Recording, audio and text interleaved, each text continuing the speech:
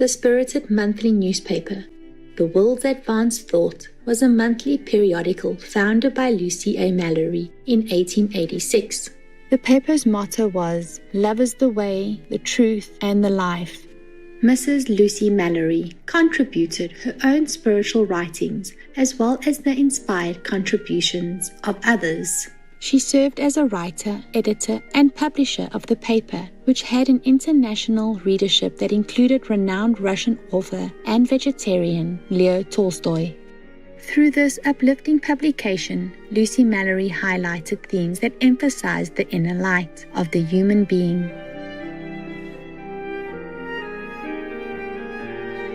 She also advocated vegetarianism for its loving kindness to other beings. Throughout her life, Lucy Mallory also acted on her humanitarian beliefs. She used her own funds, for example, to open a school for children of color so that they could receive an education. She was also an animal rights activist and a vegetarian advocate who hosted meetings of the local vegetarian society in her newspaper's office. She once said, "Vegetarianism is becoming worldwide. We are not speaking of forced vegetarianism. That doesn't count. We are speaking of vegetarians who have adopted the humane diet because of a sense of justice to animals. And also, the animal is not soulless. It has the seeds of all human principles. Through the lower forms of life, these seeds are dormant. Every human principle is there, but unborn, save the vital, the astral, and the instrumental." We now share with you selections from the periodical The World's Advanced Thought. The New Dispensation. It has been revealed to me that phases of life and character, represented by different religious groups, races, nations, and conditions of men, are but different states of consciousness due to circumstances of origin and association, that they are all degrees of divergence from absolute good, that they are all parts of a whole, actors or acts in a drama or comedy, notes in a symphony, colors in a scene, that they are all good in their places, all necessary parts of one universal plan, and are all moving onward and upward in one grand array, one unbroken chain of cause and effect, all guided and ruled by the omnipotent power, which acts not by spasms or passions, but by immutable, inexorable law. A law that makes toward love, but never swerves from justice. A perfect law which must be fulfilled. This message pouring into my soul, like a voice from a healing world, was like the dawn of a new day. Out of the chaotic confusion of earth's dissensions and discords, its killings and cruelties, its bigotry and intolerance under the mask of religion, its dens of ignorance, slavery, vice and greed, robbery of the poor under the name of law, born by a new love and a new inspiration above the misery and pestilential atmosphere overshadowing it, I saw the grander, better transformation seen. Pen cannot picture and portray the transformation of evil into good, the regeneration of earth, the clothing of it in spiritual wealth.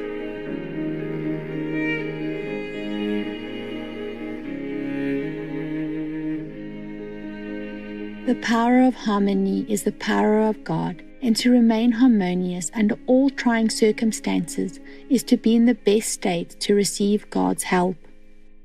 The thought planted in your mind is a seed, and it will grow there and bear fruit of the same kind as the seed you planted. Good thought seeds bear fruit that give good. As ye sow, so shall ye reap.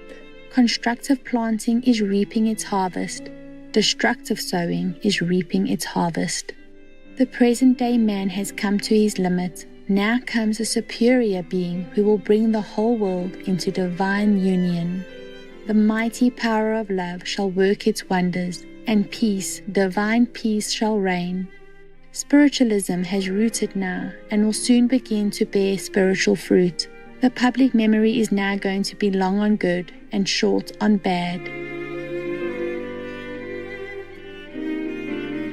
Individual thought leads.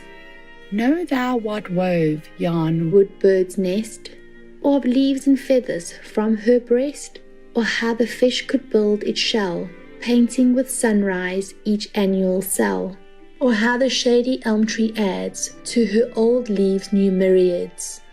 The human soul's demand for truth being eternally continuous, and the supply being eternally inexhaustible, it is impossible to formulate abiding religious systems of perfection.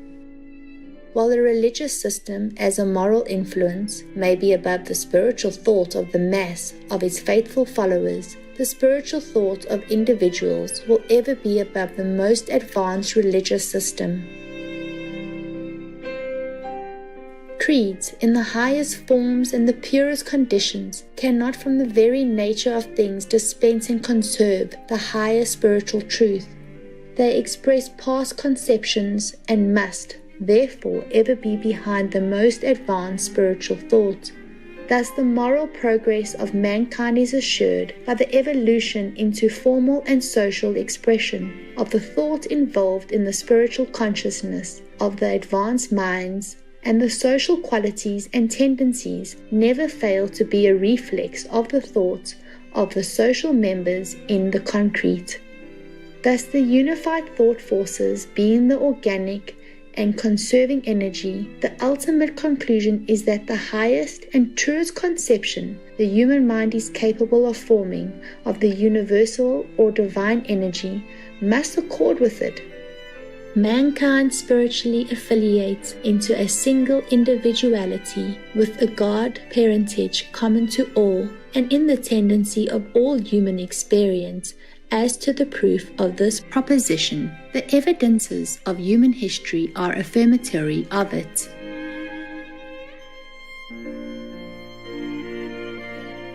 The light that lights everyone that comes into the world, and all intelligences above and below, as well as in the degree of the individual, is spiritual consciousness.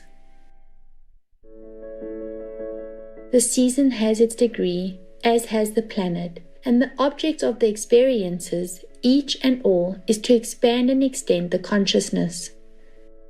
If we knew what reprimands Mother Earth administered to her stubborn tribes in the yesterdays of life, we would not feel safe being elements of disharmony in her constitution today. Spirit is the intangible essence, or noumenon, of which matter is the phenomenon.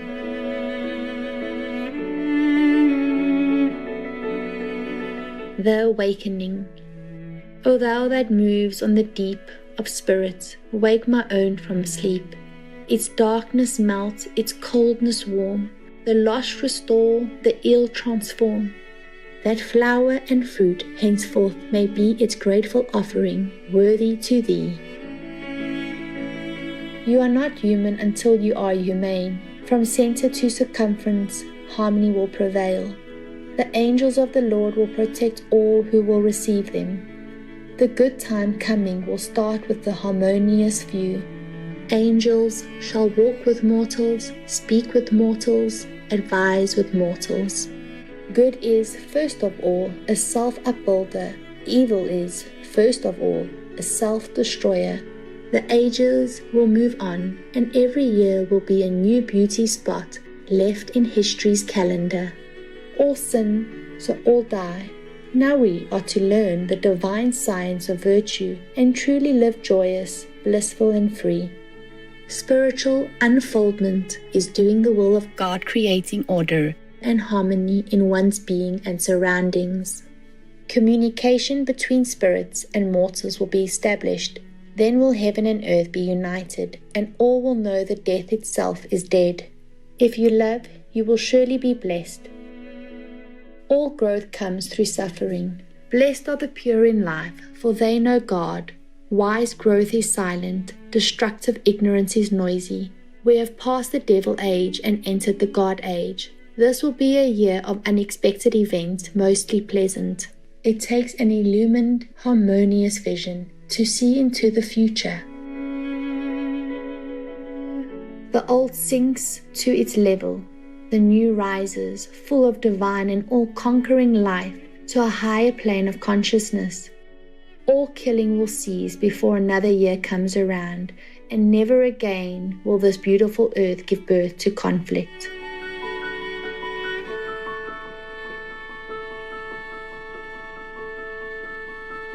The human family will come into harmony with themselves, and therefore with each other, and divine love will be the ruler. This is the earth's blossoming time. The fruit of the ages is ripening, and the fruit will be more soul-satisfying than ever before, because we are farther along the road of progression.